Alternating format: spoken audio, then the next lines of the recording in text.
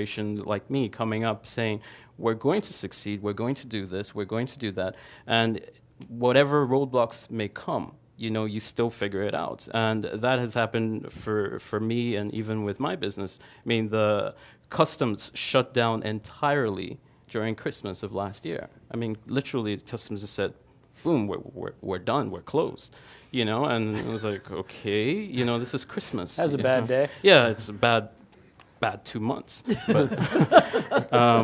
But so you see that, and some people would say, okay, well, give up. What can you do? Customs is shut down.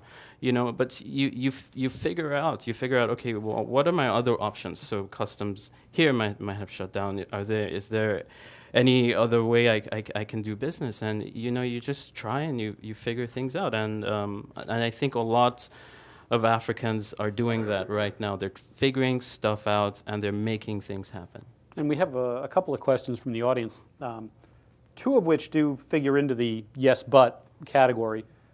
One having to do with whether you're overstating the changes, that broadband is nice but isn't in under 20% of the countries. And there are successful economies, but aren't they fundamentally fragile economies?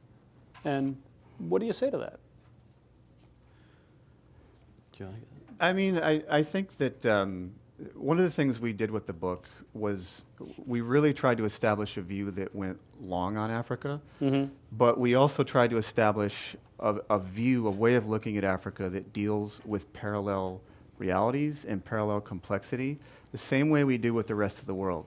And there seems to be this pressure on Africa that it has to be like this straight up or down proposition. And there are these standards that are being put on Africa that we don't think are being applied to other places in the world, right? So look at the history of the United States of America. I mean, we had periods of lawlessness. We had periods of environmental, decay. We had periods where we need to establish antitrust laws. It took a long time to get all these things to come together. And I think what you're getting is you're dealing with human beings, right? And we do some stuff right and we screw stuff up, and that's just how we do stuff.